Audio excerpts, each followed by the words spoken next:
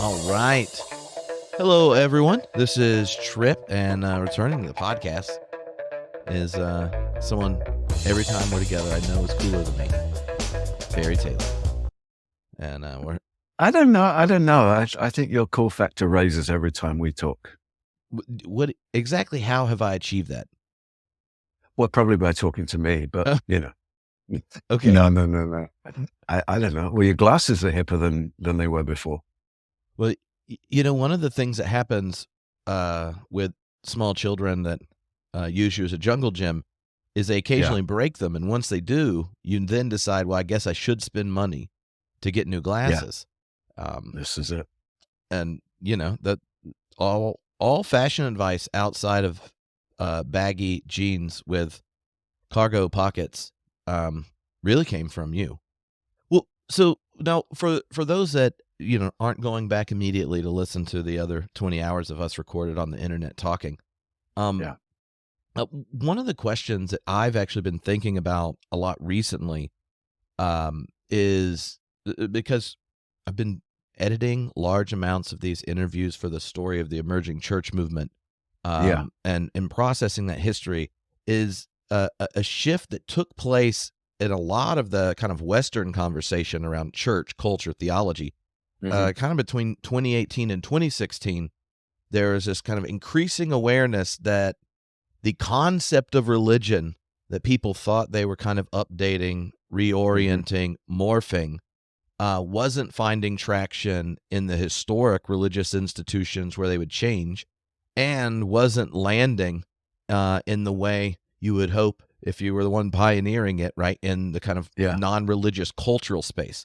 And so as a kind of cultural philosopher, a radical theologian, I'd love for you to kind of reflect on that time in transition and what are the elements or variables that you think are most important to kind of pay attention to in that changing religious, spiritual space and culture.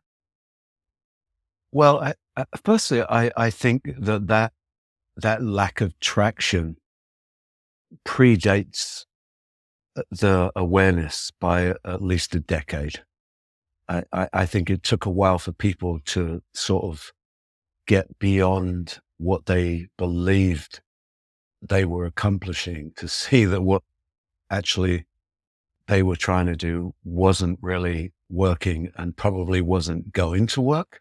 I mean, for me, that was part of my sort of initial explorations around the time of the whole emerging church thing was really part of my own sort of desire to try and work out what the disconnects were between the way the sort of church's self-understanding of its mission or place in society and how it could in some way gain traction, regain traction, redefine itself, reconfigure itself.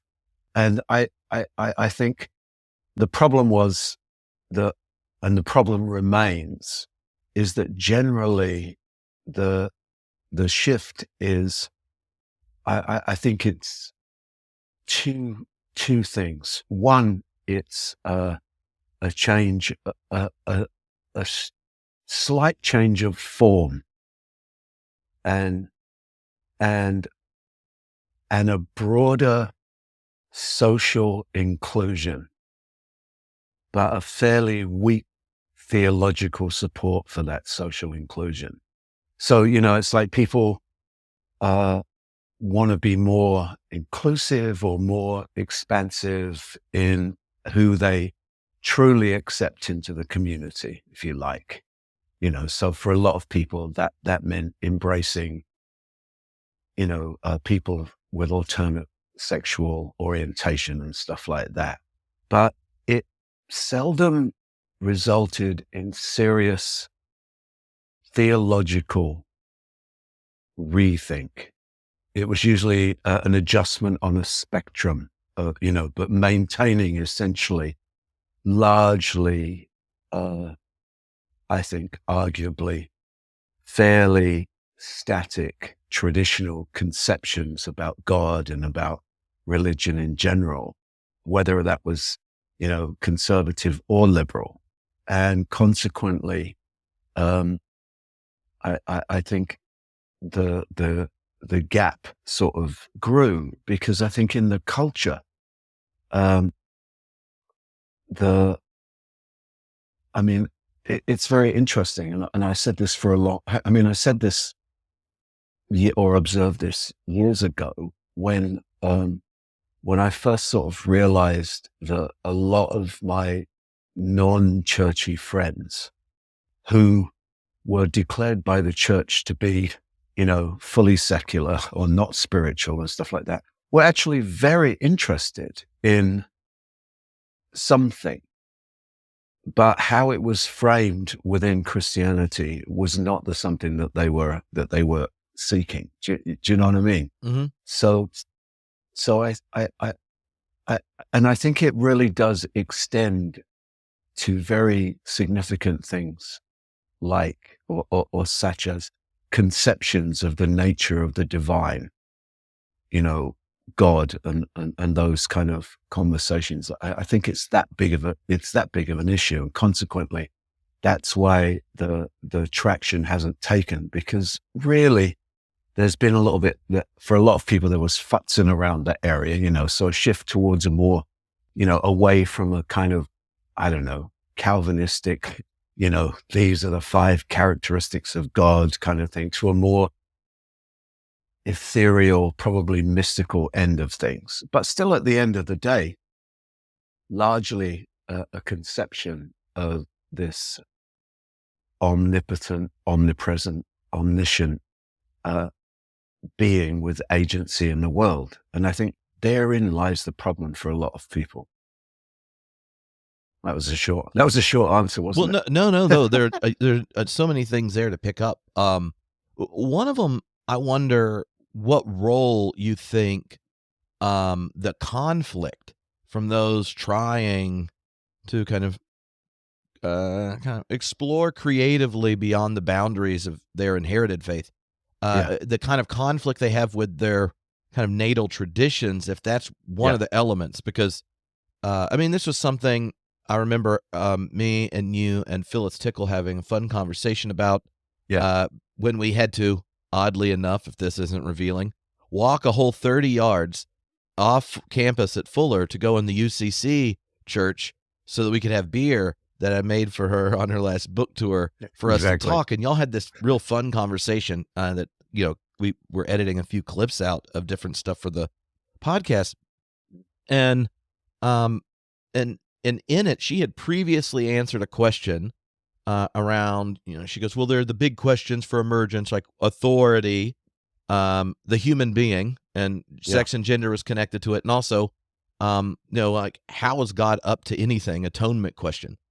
Yeah. And something you raised that I've been dwelling on is, even in those emergent contexts, because the support structure and the place where the people that are trying to re-engage the Christian tradition often came out of Protestantism, the debate around where does the authority come from to, like, call people into a community and stuff was still grounded in the Protestant debates and the Protestant assumptions about Scripture.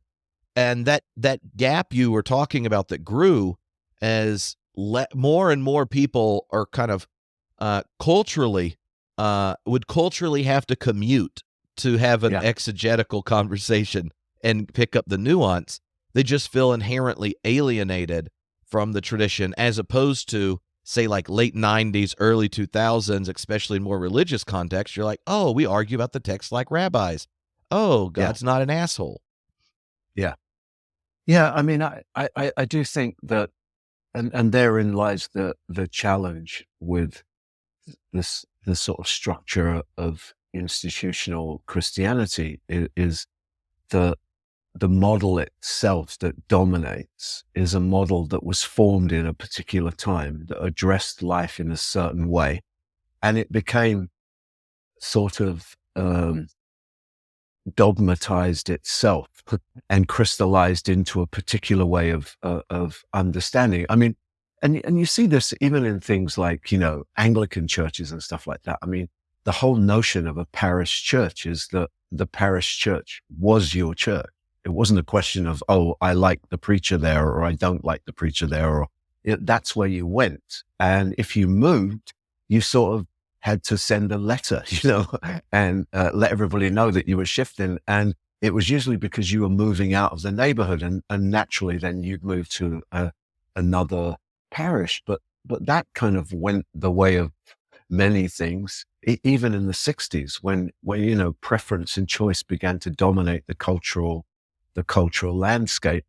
Well, and But cars, right? I and remember cut you. and yeah, I remember when we were teaching the ecclesiology class together, yeah, and we were talking about this point, and then you go, yeah. "Well, when you don't have to ride a horse to switch pastors." One of my better lines. But no, but it's true. But I also think then what that it's a very interesting thing that a lot of people go, oh, people are only sort of Christians on Sunday morning or whatever it is, you know what I mean? And those sort of old tropey lines. But I think you're right. For a lot of people, the significant conversations that they have and that they want to have quite often take place outside of what is supposedly the sacred ground on which perhaps those conversations you might think would actually be the spot where they could take place, because permission isn't granted to sort of question the inherently, the inherited notions, whatever they might be to that particular community. So this can only send people into a greater sense of disconnect. And then you add to all of that the various ways that people tend to their lives now, whether, people in 12-step or people in therapy or psychoanalysis and stuff like that, places where people actually are getting down to some of the real issues that they're concerned about or struggling about. You can kind of see where that gap kind of hardens and widens and almost becomes too big to cross at times for a lot of people, or they kind of adopt a more kind of ritualistic approach to the practice of their religion. So they go to church for the going, but they still save their conversations and their thoughts life for elsewhere, where they feel safer or secure or freer to talk about things without sort of having to defend asking the question. When saying that made me think of a conversation I had it was somewhere in January, and I was speaking at a gathering of kind of regional ministers, and someone else had presented a lot of like the sociological data on the change of religion, and one of the more conservative ministers in a mainline denomination, he was very upset, about this. Yeah. And he said, "Look, I'm not saying people shouldn't have a library card and be a member at the art museum. I'm just saying, the church still has to do the work of liturgy." And one of the 80-plus-year-old spunky early female, clergy leaders Yep. looks up and goes, "Well, what happens if when the church does the work of the liturgy, it doesn't have a goddamn thing to say about why they were moved in the art museum or even acknowledge the fact they were reading books?" And I think that when I like seeing that, underneath it, he's even recognizing that there are genuine needs, both of like wrestling with things in the aesthetic, or you could think of people that love theater or the film or all these different kind of places in culture where the questions that humans have wrestled with for a long time, and then the ones that are connected to the particular anxieties of our times, like, do they even find voice in the kind of traditional religious space? And when they don't, well, what's the remainder of the gathering? Yeah. I mean, I do think that the issues around this go in lots of different directions, and many factors contribute to that. I mean, if you think about, in the 20th century, I mean, take a place like Fuller, for instance, in Pasadena, a seminary founded by a radio evangelist who had national fame as a preacher. So it was quite possible for people to sort of turn on a radio and listen to Charles Fuller and not go to church, perhaps, or omit or add to their sort of, I don't know, spiritual intake with that. And you sort of go through the 20th century and you see the way in which religion embraced technology.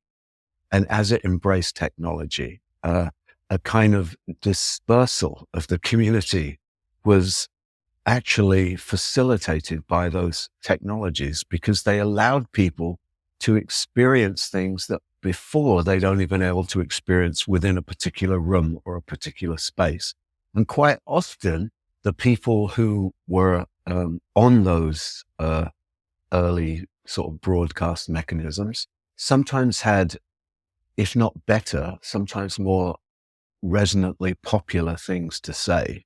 And then, and then you think about the onset of, recordings and, from cassette tapes, CDs, to now to digitality, and the whole idea of, online church and AI church and all of those various factors, places where people can have a little bit of anonymity, when especially, which is important if they're wrestling with theological issues they don't feel safe in a particularly seen environment to do. We shouldn't be surprised, really, but people are, which I find surprising. Well, do you think part of it there is that dynamic you got at with technology, that human beings have, well, since we got fire and language, have continuously had these new technologies we create, and then in the creating of them, it recreates what it means to be human. Sure. Like both like the extending of our senses, what's in the floor and the ground, and all those kinds of things that in modernity, I guess we started paying more attention to, often how it happens, but that there's that other shift, I think, that connects to it where, in modernity and then into post-modernity, the kind of shared cultural symbolic narrative of Christendom and things continuously, it becomes more fragile, but it becomes more pluralistic. And so there's kind of a migration of the holy to where those questions that animate human existence around, the good, true, beautiful, justice, all those kinds of things, the capturing of pain and sorrow and joy and such. Yes, and for plenty of people that still exist when they're in the cathedral of sorts, but Sure. it also still goes on in culture. And I think a lot of institutional religion doesn't have a thick enough account of culture to give it the dignity it demands. No, I think you're right, because I think what happens, and your point about since fire, I think is really important, because I think we tend to think that technology is some kind of new thing, but we are humans because we have technology. We've always been techno-humans since somebody got two pieces of wood together or whatever they did. But I think with technology, there's this continual, if you like, displacement and replacement of, if you like, the sacred or whatever. It's everything, but you can take something like the sacred and go, well, it gets displaced from its anchored spot, and it gets replaced all over the place. And, the challenge is to acknowledge that and to see the validity of that, within the world, and then sort of consider how that impacts your own self-understanding of all of that stuff. But then how you're going to talk about these things in a world where that is an ongoing process. I mean, there's a wacky uptightness going on over here in England at the moment, because this group of people have started doing these massive silent discos in cathedrals around England. And a certain portion of the church is really upset about this because it's profane. So is this And like where they're all listening to the yeah, DJ mix on their headphones? yeah. That's So you've awesome. got, yeah, so you've got, but they're doing it particularly in cathedrals around Britain, and it's not sponsored by the church. They've just rented these spaces because they wanted to have. I mean, I can't remember the name of the group, but they wanted to have basically these sort of, if you like, sacred encounters, even though the music is not, it's not church music, right? It's like DJ music, Yeah, people yeah. are going there to dance. It's on like a Saturday night. But the fuss is, well, these cathedrals are made for the worship of God, not for dancing. And, but of course, what they don't realize is all of these cathedrals need hundreds, if not thousands of dollars a day to survive because they have barely any congregations. They've got no real money coming from the church. They've got these massive buildings with huge upkeeps. And it's actually smart capitalism on the part of the cathedral staff to open these spaces up. But what interests me in it is how quickly some people instantly go to this, well, there can be nothing good in this because it's not sanctioned by or isn't within the boundaries or the horizons of how we think people should experience sacred space, even though this group is going, but we want to do this in sacred spaces because we believe there's something special about these Gothic cathedrals that fosters something and nurtures something in people. And now I know for some people that's not theologically robust enough for whatever their particular, agenda is within the world of theology. But I think it tells you something about the culture, the broader culture, which is that there is a hunger for, I call it sort of experiential transcendence. Because I think that's what we've inherited from popular culture, and particularly from pop music.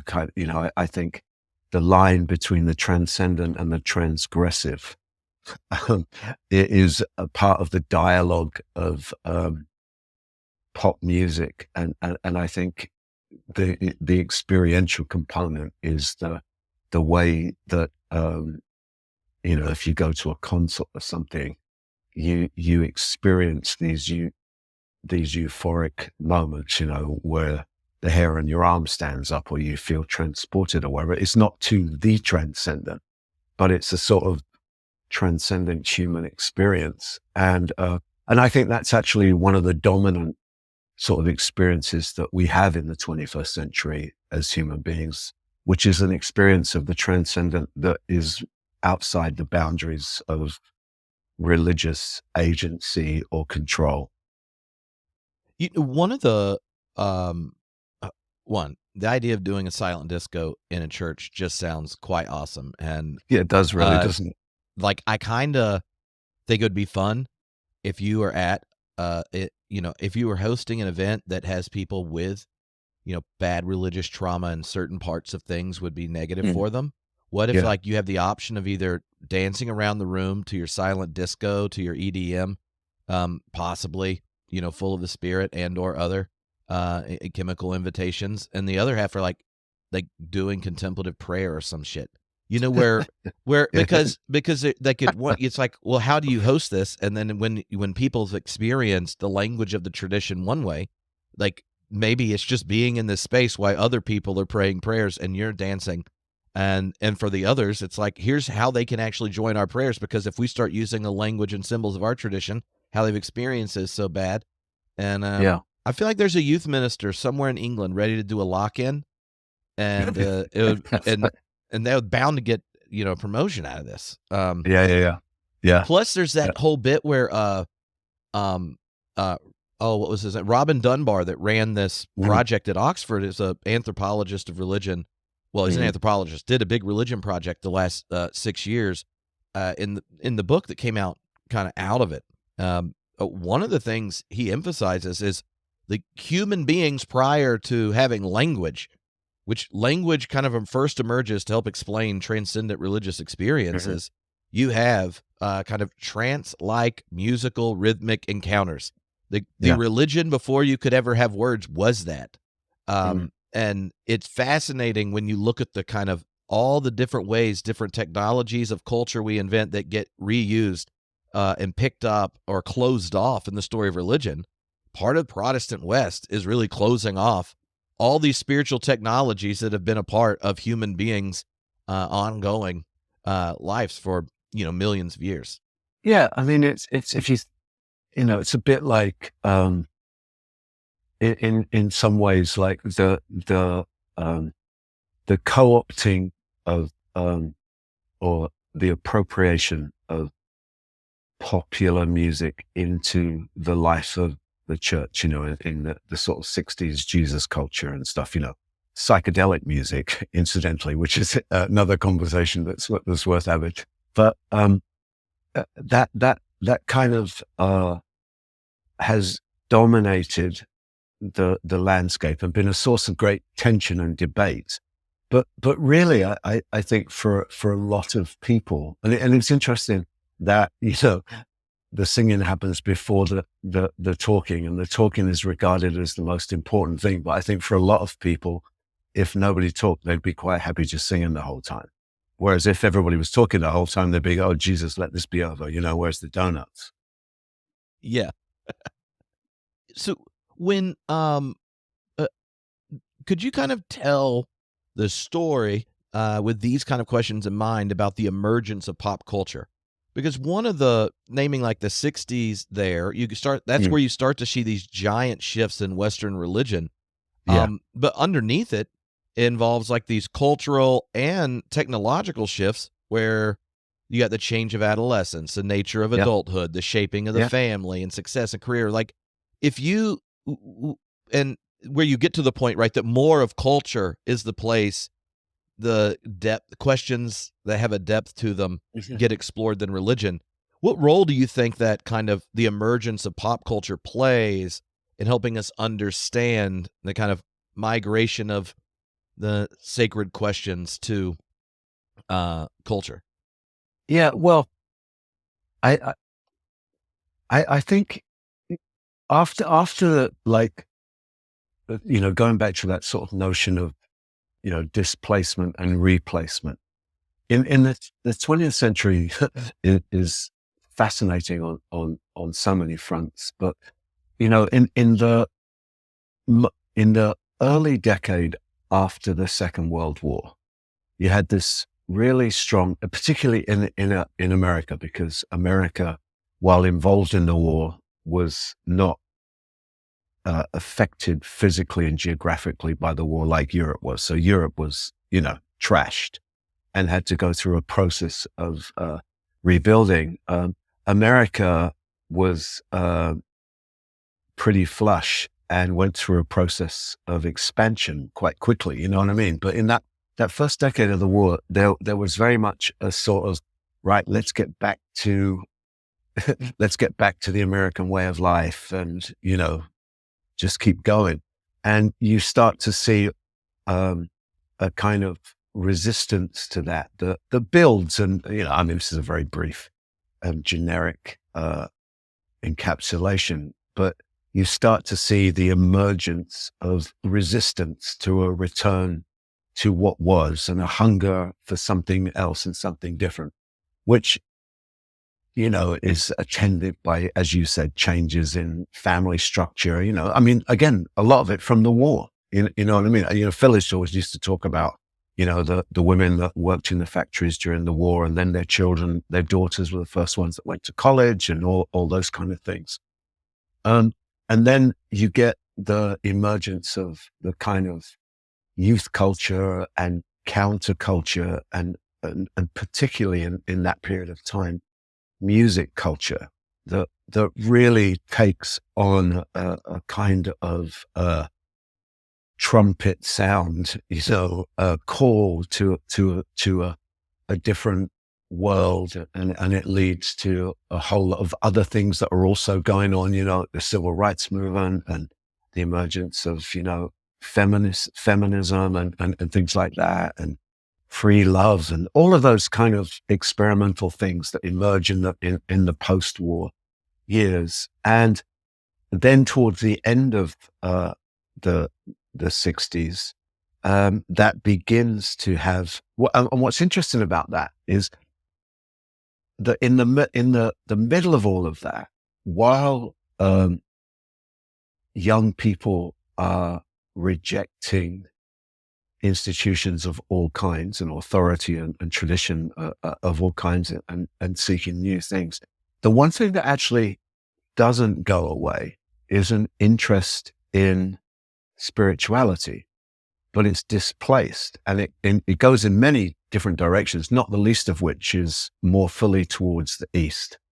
So you have the Beatles going to India and the whole Maharishi thing and the emergence of all that stuff. But you also get those early images of, that are taken from those Second World War pictures of Jesus by Warner Salmon that were given to all the troops when they went over on that prayer card. You know what I mean? You start to get the emergence of the hippie Jesus, and, Jesus, the love revolutionary and stuff like that, who seemed to fit in quite well with the mindset of youth culture in certain areas, and then you get this overflow of that back into the church.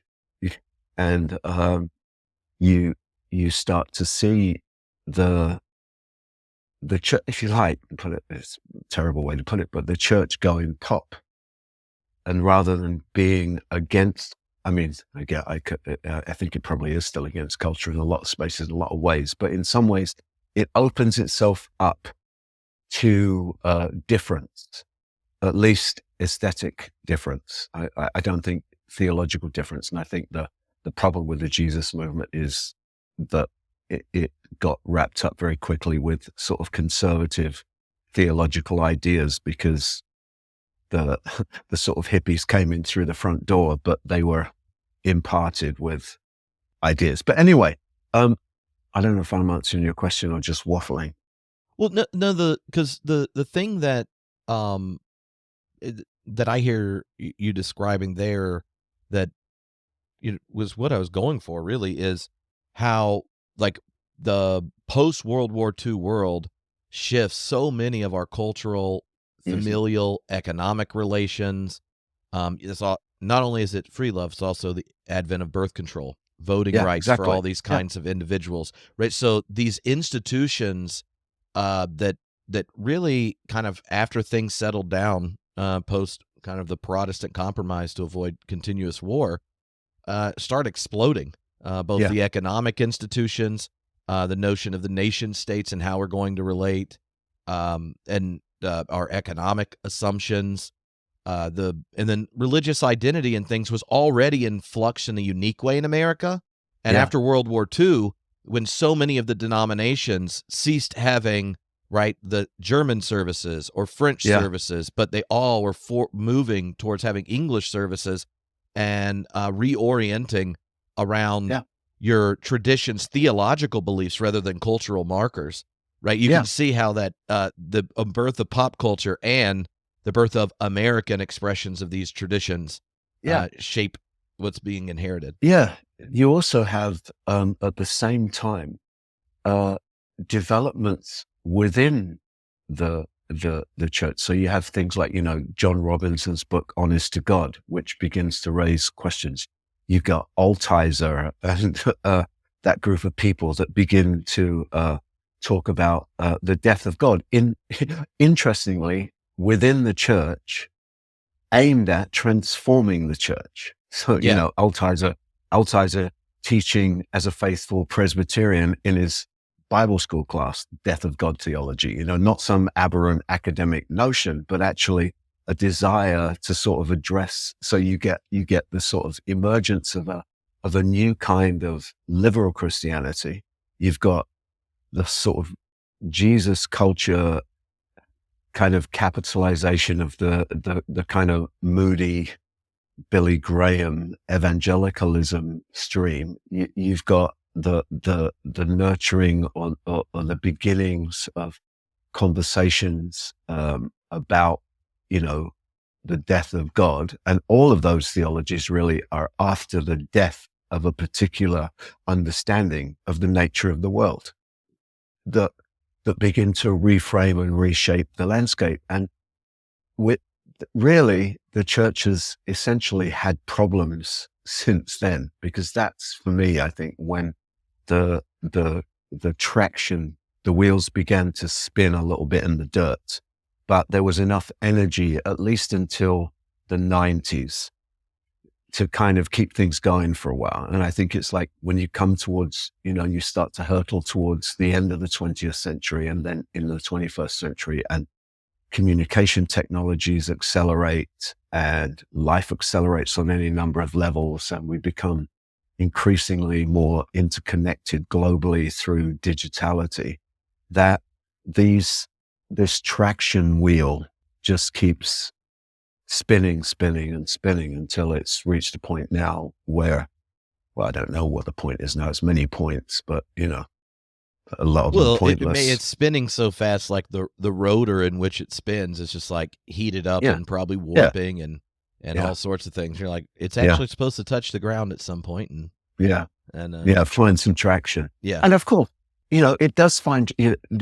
I mean, there are people for whom it all still works, and that's, you know, therein lies the rub, because everybody generally tends to go, oh, well, if it's still working for some people, that must mean it's you know, going to work for everybody, rather than, no, you're either lucky or unlucky that it still works for you. I guess that would be a matter of personal preference. Yeah. I would say unlucky if you're still holding on to that conception of the sacred, but go ahead, have your time. Have your time. Do you think when you think of the shifts that got dialed up in the West experience of COVID and coming out of it, like, were there ones that you anticipated that have gotten bigger? Are there ones you didn't anticipate that you think kind of require more attention? Like, what do you see as the things to learn for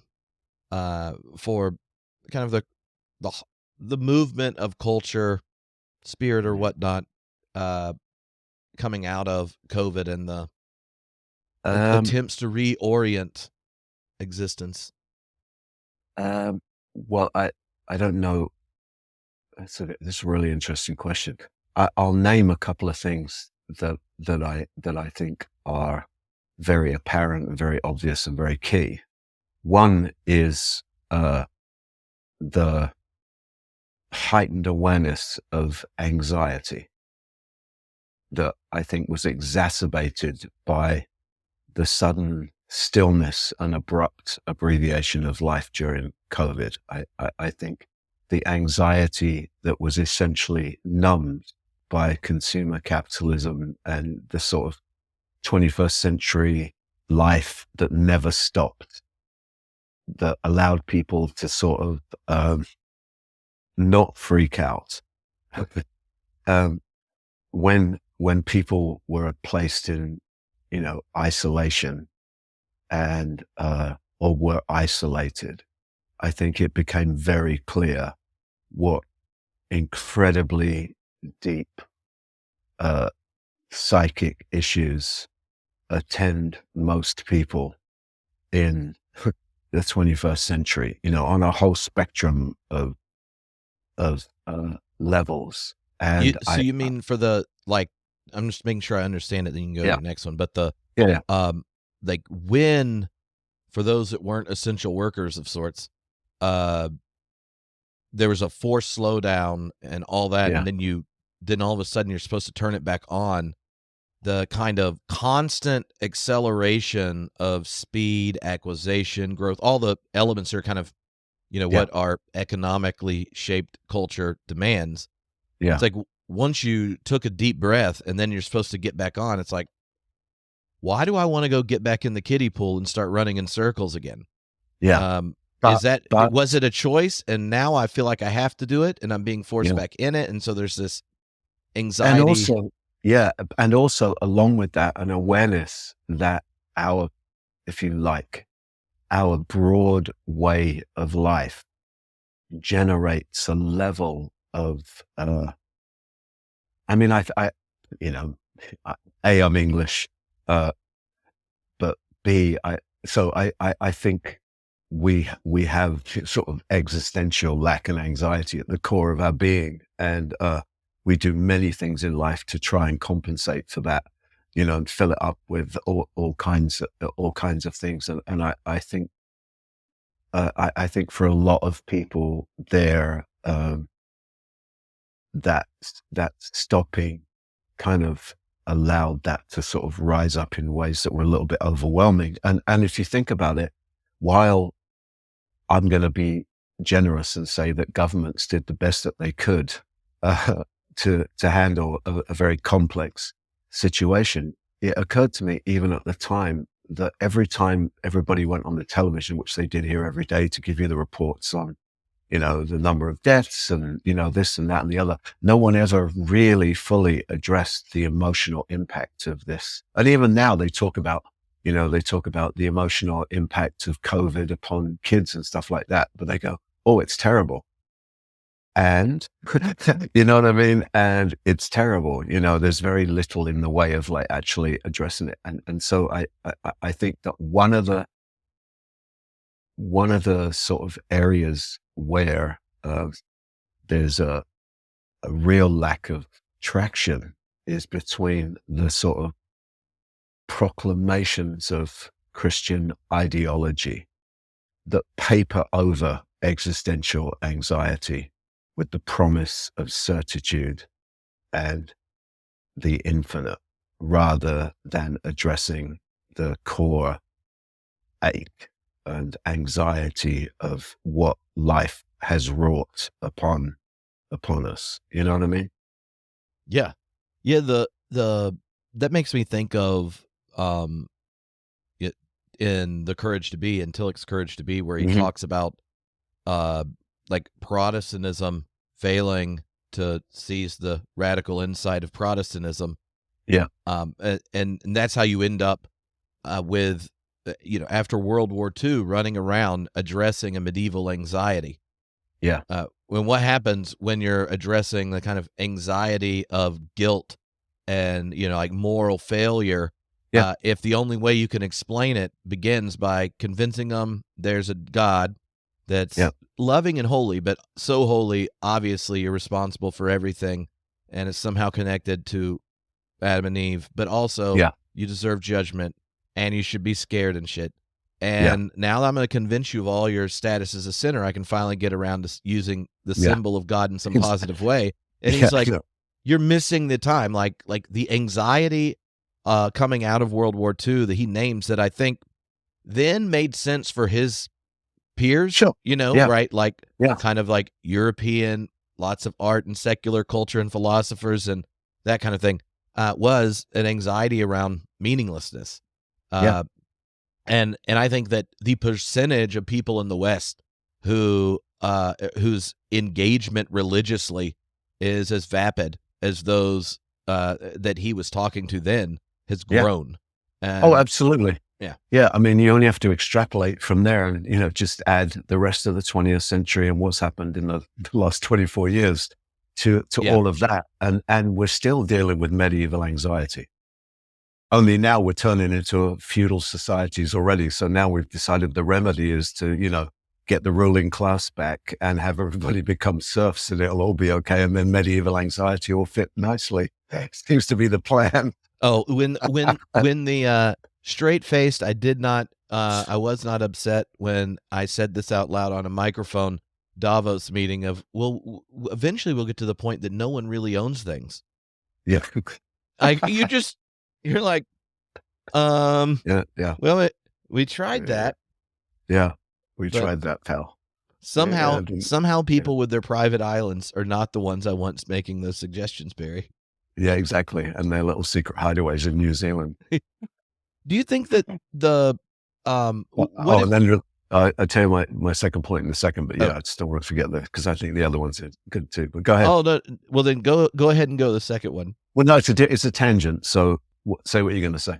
Oh, the but just in the way anxiety, um, how the anxiety changes in culture, Yeah. right?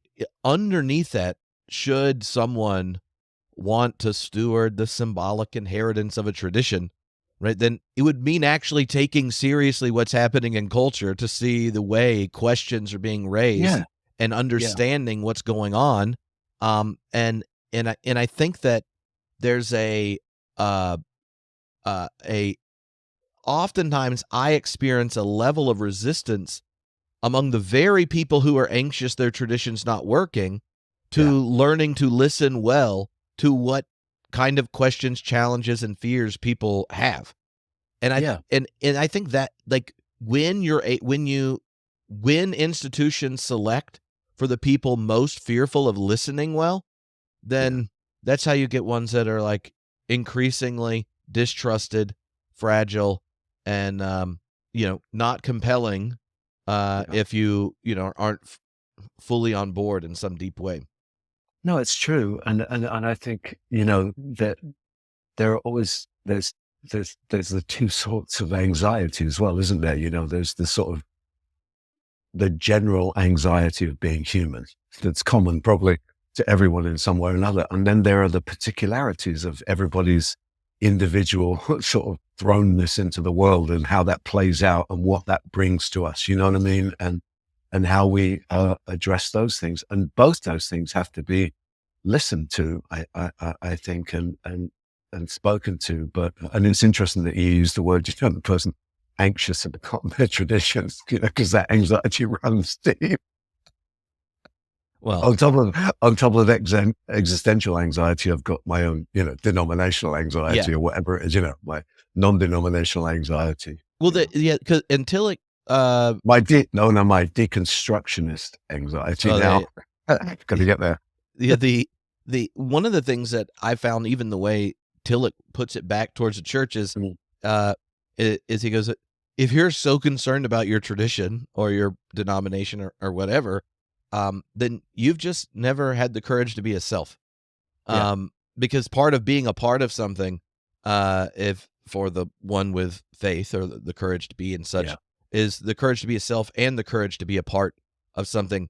And if the criticism, judgment, or perceived or interpreted failures of your tradition is Mm. really a judgment and failure of yourself, then wake up. You're outsourcing Yeah. your selfhood to a collective Yeah. that you can't even control. Absolutely. And to that, I would add that I think another one of the areas where we've lost traction is in the kind of universalized static nature and understanding of the self that Christianity tends to propagate, which I think has very little resonance in a world where people sort of understand the multiplicity of what it means to be human and the transformative way that, or the ways in which we change ourselves through our lives. You know what I mean? And again, I think when we sort of appeal to this, this idea of the whole true self that lurks deep down inside you somewhere that Jesus wants to bring out, it just, it's rooted in too much ancient understanding. And that, not to dismiss that, but ancient understanding can use a little help at times when it comes to how we sort of develop some things. Yeah, yeah.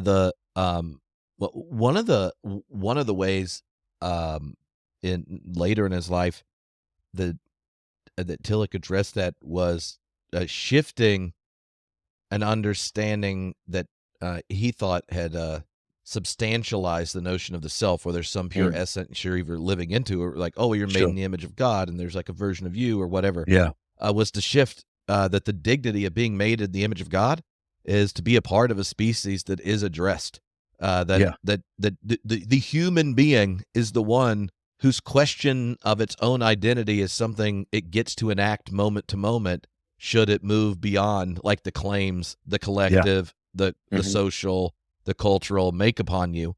And then he's like, and the places you see these questions being raised in the deepest ways are very often outside the context of religious traditions, where they only know how to ask the question that the self demanded at its origin story, right? Exactly. So like, oh, we can tell Luther's version of it, or we could do Calvin or Zwingli, or it really like this big thing emerges with Augustine all the way back when you get like the development of the interiority and such. And I find that it helpful that the shift of like the dignity of the human is the one that exists as addressed, and you've already embarked. So, you get to it. But you had a second point a minute ago. Oh yeah. Oh well, and I realized that it's kind of it's an observation, and it also does connect a little bit with anxiety, and that is in the last decade, but particularly since COVID, the acceleration of interest, fascination, and experimentation with psychedelics, which, I mean, I hate to say that homebrewed Christianity is going to be eclipsed by something, but you might want to think about home shroomed Christianity, because my feeling is that I think it's probably already happening on the DL, but I do think that the kind of experimentation, and it's interesting because the recovery of interest in psychedelics is a bit like the return of God.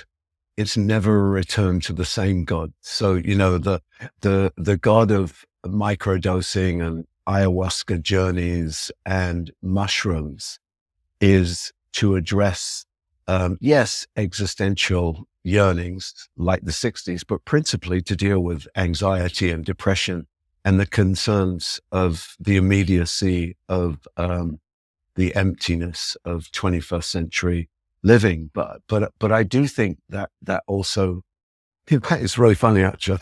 This morning, in my journal, I don't know why I made this little schema. Oh, cool!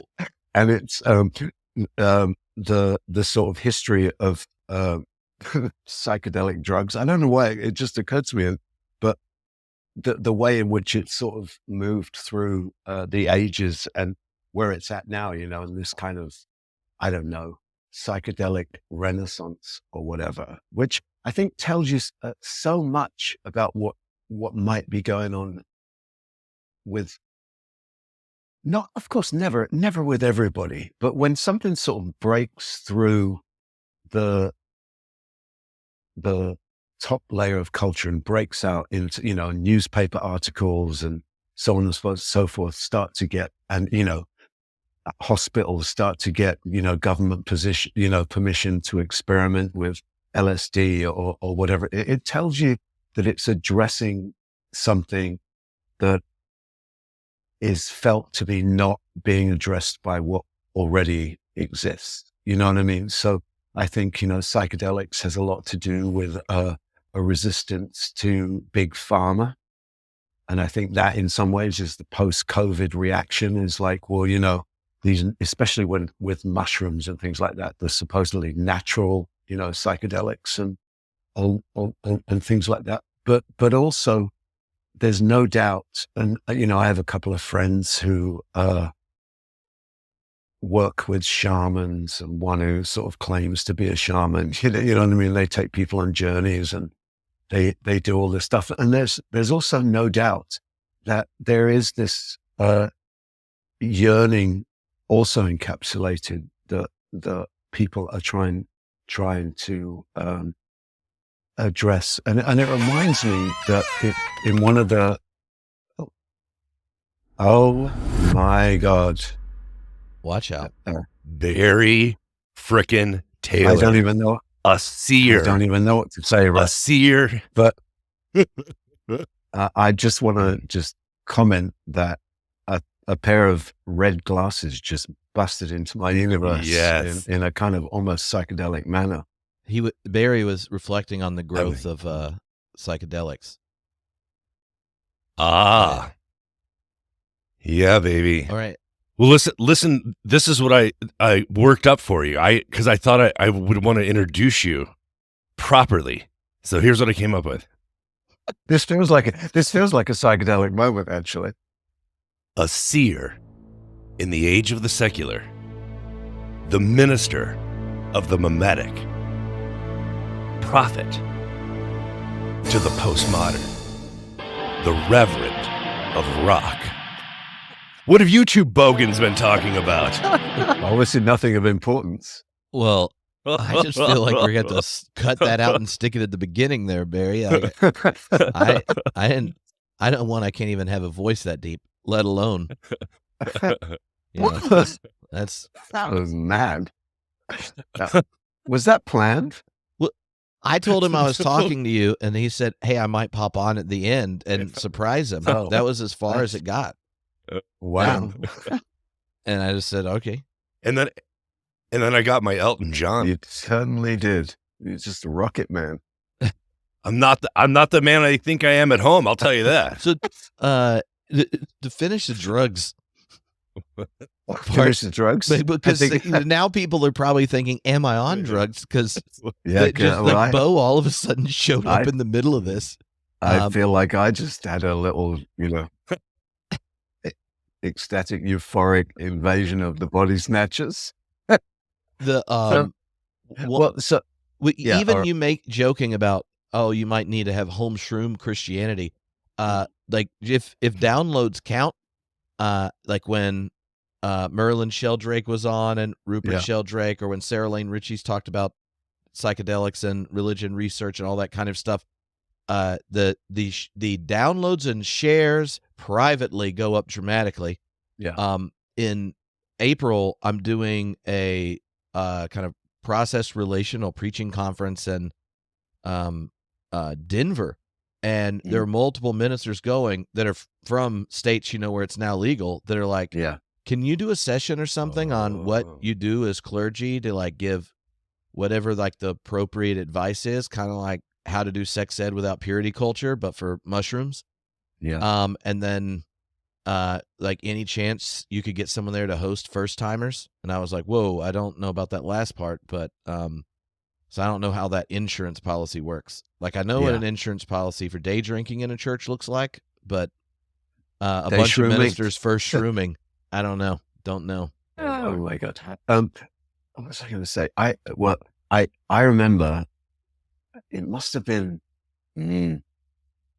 early 90s. I was at this conference at Durham University in the sort of theology communication thing.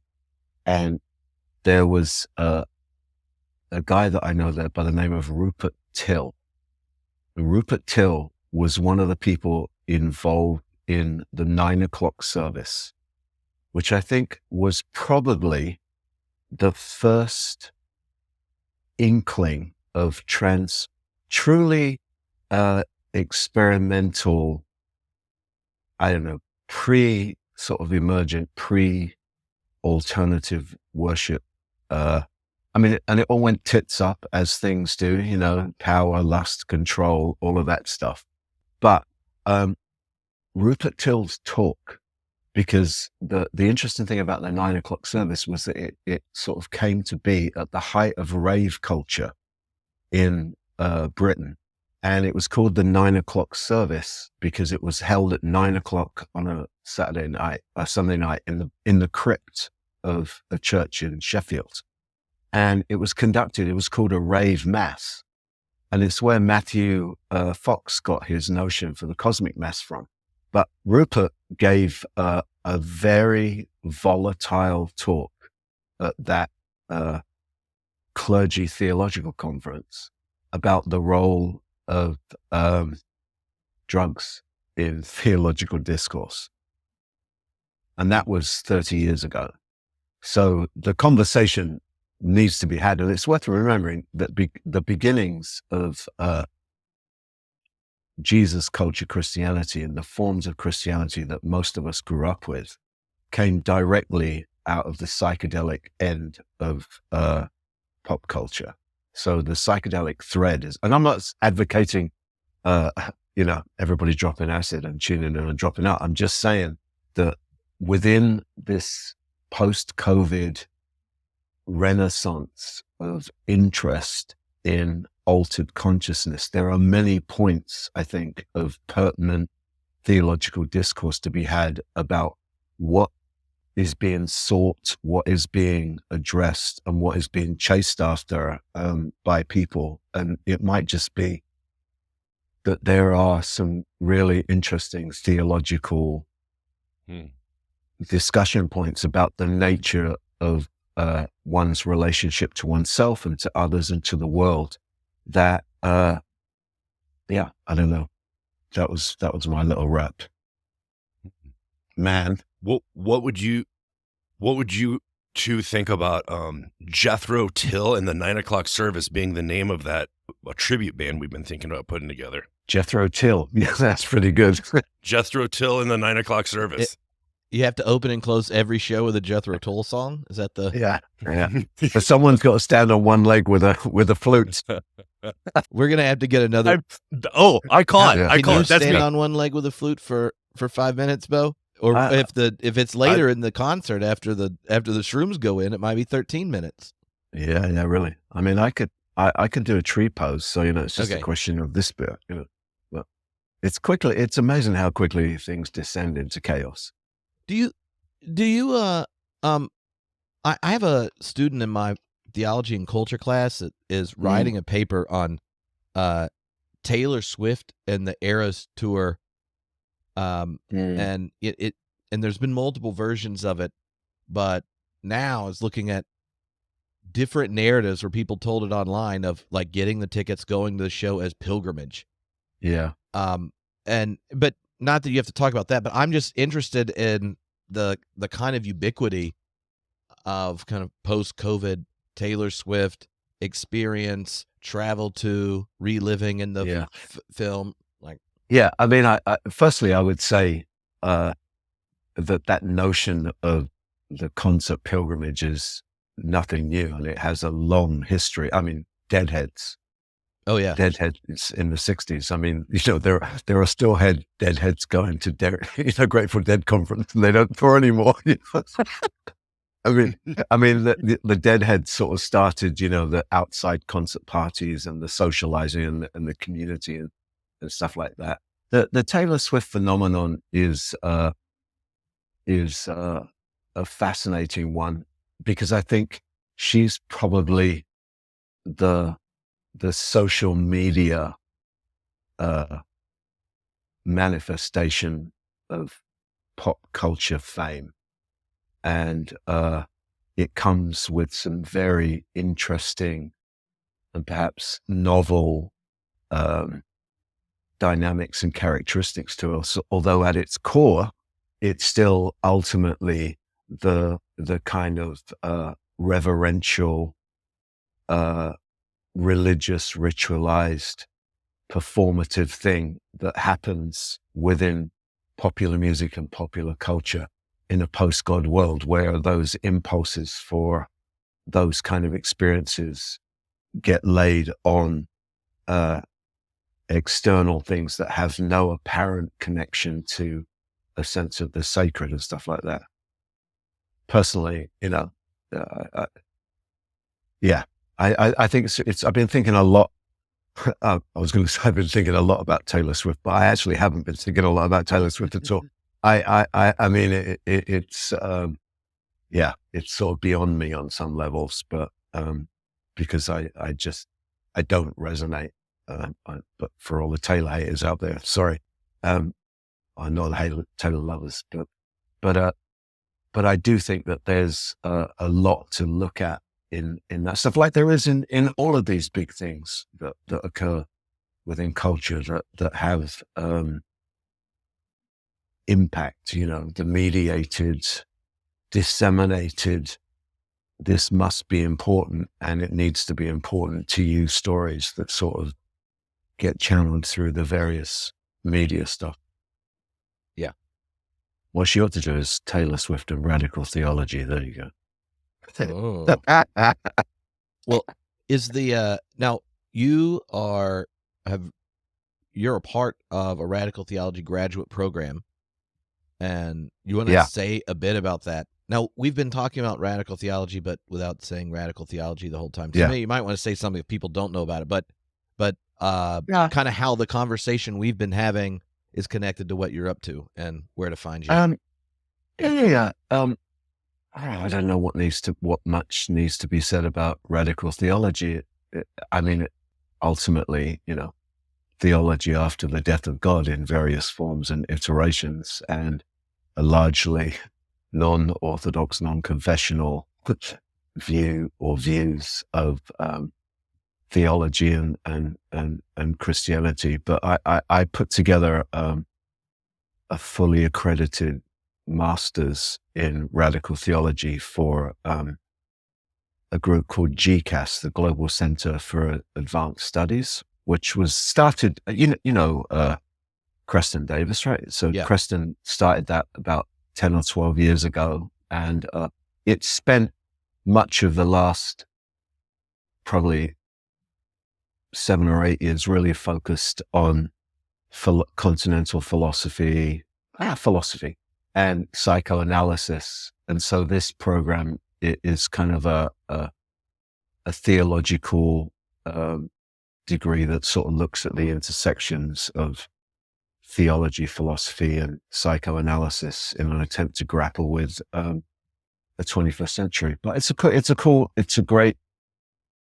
a really great opportunity. It's a 1-year program, and it's cheap, which is not its selling point, but that is something to take into consideration. And it's kind of geared up to a sort of individual, like what you want to study is what will help you, the questions that you want to answer. But it's, and there's a lot of different people potentially available to contribute. Caputo's around, Jameson Webster, psychoanalysis, going to do some stuff. Catherine Malibu, I think, a lot of there's people out there, but it's more about, I'm trying to put together a cohort of people to sort of go through it together, but but separately. So I've been doing that, and so gcast.ie is where you can find out about it. Awesome. Yeah, that was a promotion from me. How about that? Oh, of all the promotions you've done, and I can't remember the other.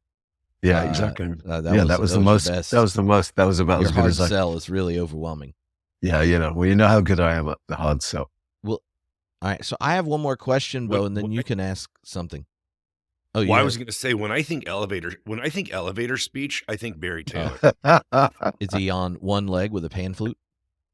Yeah,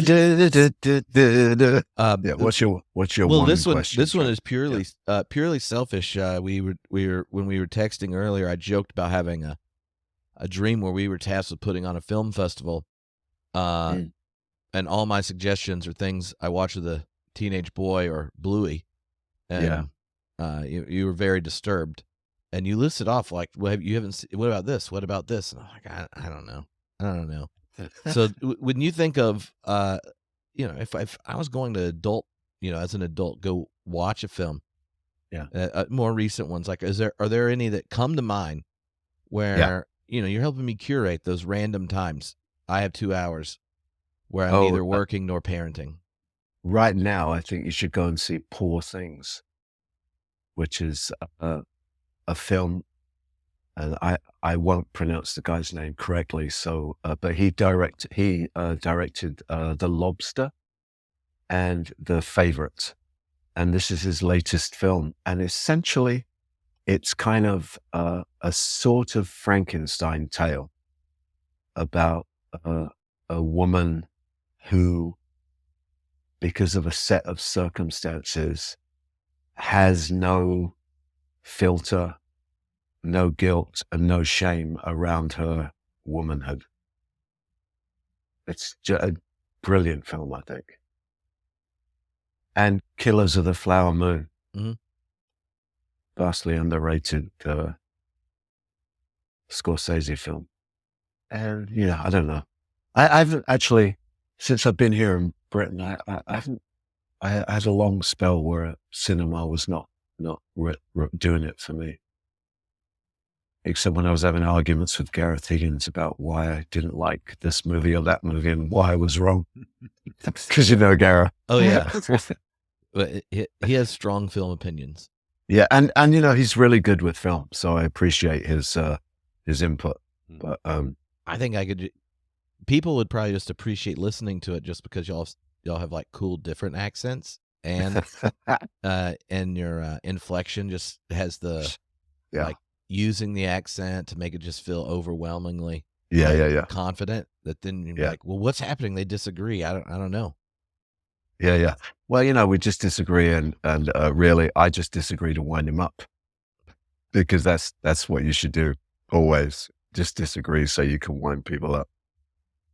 By the way, speaking of interesting accents, and this is a tip for anybody. Have you follow on Instagram the feed? I think it's Questions for the Anxious Mind. I think that's the guy's name.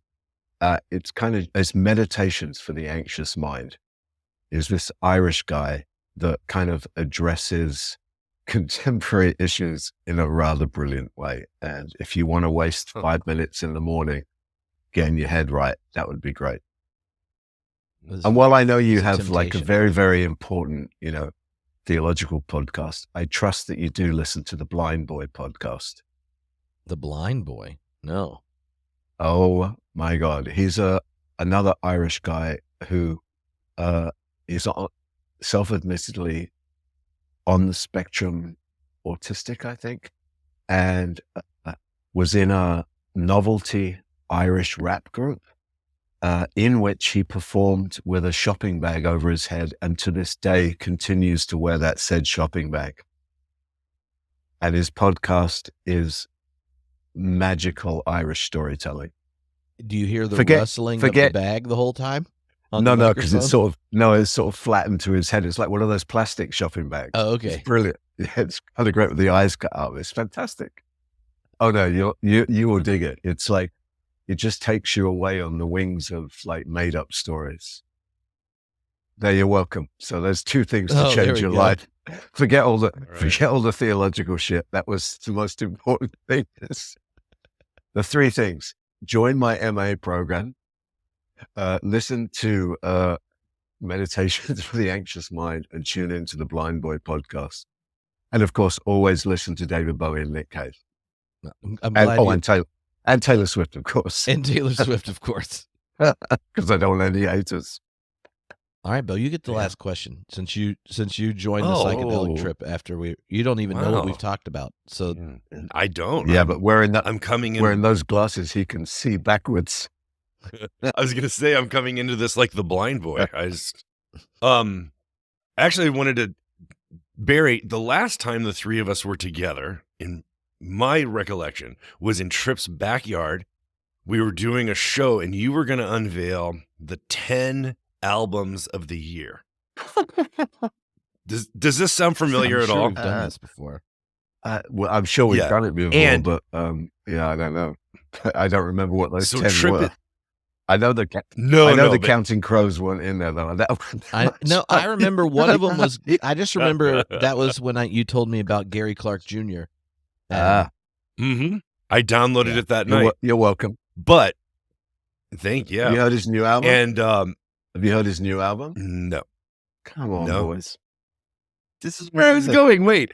So Tripp's out doing the intro. And you and I are standing in his living room behind the sliding glass door. and you asked me if there was anything like I wanted to throw Yeah. out. And we're living in LA at the time. It's the closest to hip I've ever been. I'm not a hip guy. And I actually had something to contribute. And so I threw out an album by the group is called the XX, I Yeah. think. And you turned to me and said, "Bo, grow up." and then Little opened the door And we walked out to do the podcast. I'm so sorry, but No, you were right. And I think about it every time that I try to listen to music and it doesn't go well. And I just think I need to grow up. My musical taste needs to grow up. All of that is to ask, what should I be listening to? wow. And so Gary Clark's new album. Yeah. That's pretty good. What have I been listening to of late? Do you know who Pelvis Wrestling is? Oh, No. you're gonna thank me for this. Pelvis Wrestling is a queer Austin-based indie pop country singer who just brought an album out called Andy or the Four Horse Girls of the Apocalypse. Sounds great. It's great. That's worth a listen. The new album from Idols is great, called Tang. Oh, I love Idols. The new album's slight departure, but worth a listen. Okay. I could tell that they were going to go in a different direction. Yeah, I saw an interview with, they got a promoter, a new producer that slicked them up, but not in a bad way. You know what's a great album? What Now by Brittany Howard. You know Brittany Howard from the Alabama Shakes? Yeah. Yeah, her new album is quite beautiful. And what else? I don't know. I've been on a little bit of a where have I been going lately? Yeah, that'll do maybe for now. I've been listening to a bit of obscure stuff lately, so it could be yeah, that'll do you. And anytime you don't know what to do, just put on David Bowie, any album, anytime, and you're sorted. Sort And of. with those glasses, I would go for his late 70s period, Bob. All right. Duly now- noted. Ground control to Major Bo. Both row toll. That would be the Both row toll. All And the right. Four Horse Girls of the Apocalypse. Yes. All right. Last Oh, one. yeah. Pete Rollins, Gareth Higgins, Kester Yeah. Bruin. Quote, marry, kill. Yeah. Quote, marry. Which one would you quote? Which one would you marry? Which one did you kill? I'd quote Kester. Yeah, I knew you knew it was Kester. I'd marry Gareth, kill Pete. Because Pete's already dead. Well, I mean, that's his theological grid, right? Like, Yeah. I mean, like undead. Oddly, we're all three of you them know- would probably appreciate the category you put them in. yeah, exactly. Yeah, Kester, has just got a new book coming out. Yeah, I read the first half of it. Yeah, it's good. yeah. Yeah, it's good. So, All right, here's another funny story. One day, Barry, you and I are driving. I met you at that church in Pasadena, the beautiful, was it All Yeah. Saints? yeah. And we were going to drive up to Fuller for a book group, actually. We were reading The Faith of the Faithless, I Critchley. think, by Critchley. Critchley, yeah. And we were going to drive up to Pasadena coffee shop, and somebody else was with us. I don't remember who. And I had just heard an interview that morning on like a radio show or something with Kester Bruin, and I was fascinated with this stuff. And I asked the two of you, do you guys have any frame of reference? Do you know like who this person is? And you just stared at me and you go, are you kidding right now? But I wasn't. I actually didn't know you were connected to him. It was a genuine question. So, And you were like, Bo, I think I need to apologize for being abusive to you over the years because I told you to grow up and ask if you're kidding. So, I think perhaps I need to sort of really weigh up the way I've treated you over the years, and perhaps perhaps I'm the in one that needs fairness- to grow up. no, in fairness, it is always when I'm underperforming, if I can just be honest. So the third time is you Oh, called me no. out in front of my exam committee when I was doing qualifying exams, because I had taken the 5 qualifying exams in like 3 days. My brain was mush, Oh, yeah. and I had to press out one more page, and I only had like, I think 15 minutes to do it. And I just couldn't think of anything. And so I reverted and quoted Jihad versus McWorld. And you called me out in front of my exam committee, and they were like, yeah, we were a little disappointed in that citation. Well, everybody that knows me knows that, I'm a very, very tough reader of things. One time, Barry and I were teaching a cultural exegesis class, and for the final, we during the class they had to read like a post-structuralist and religion survey type book, Heidegger's Being and Time, Marshall McLuhan's like a collection of essays. Oh my gosh. I think with Charles Taylor. So when something like that, right? And so we tell them, just bring your notes from the readings, and we're going to just do an essay in class. That way you don't have to have a long paper, right? And Barry he's like, we're going to show the short film and let them demonstrate mastery of these theories, responding to this film. What was this film? It was like the film about absolutely nothing. It was like a 7-minute weird film that like the filmmaker was trying to make a film about nothing. I have no idea. It was the weirdest thing I'd ever seen. And then they were just supposed to interpret it using the text from the class. And we came back 2 hours later. Like, we walked down to the pier, had a drink, come back in, and then we let them talk to each other for a bit. And Barry's like, well, I think that's good. I think you've all done good.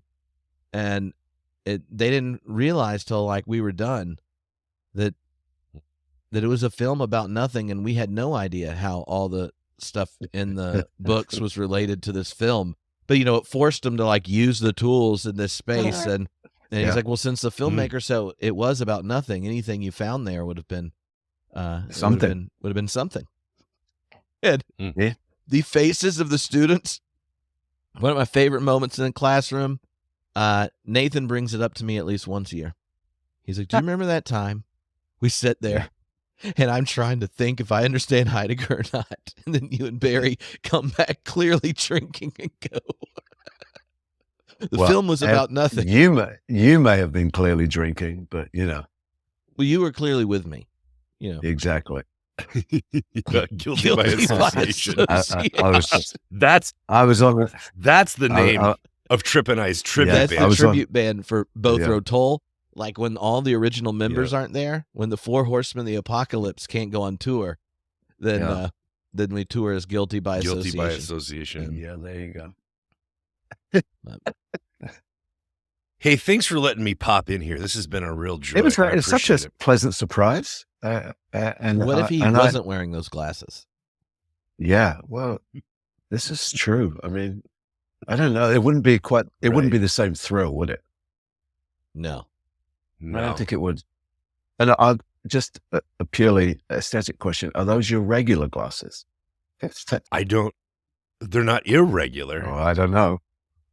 I have several pairs. Great. I think the bold glasses are always a good choice, mate. Don't worry about it. I'm complimenting you on your ocular choice. Thank you. My policy is whatever distracts from my receding hairline. You're talking to a man with an elevator forehead, so Well, that's why you grew it out, right? That's why you grew your hair out. No, not really. No, I was going for I'm going for the Jesus look, obviously. I'm bringing back. No, I don't know. Boredom.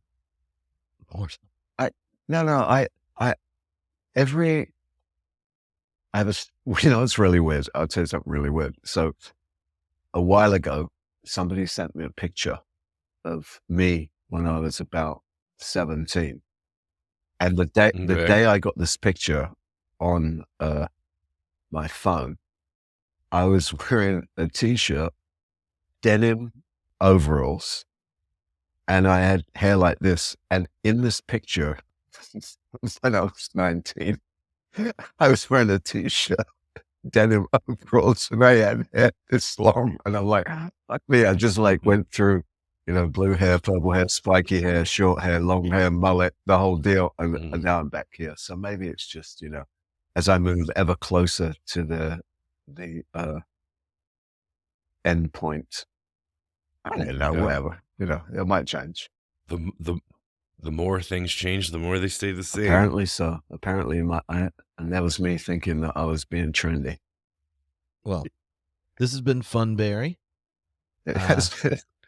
And I had no idea if the arrival of Bo would lead to like, post-rapture disaster or a psychedelic trip to the eschatological banquet. So I'm glad. Well, with your sort of purple blue light behind you and Bo's red glasses, I mean, I'm feeling somewhat lent towards and drawn towards the spiral of the dynamics of the lysergic experience. Well, I'm just going to go ride. I'm just going to get on my bicycle diary and go for a ride. All right. Oh.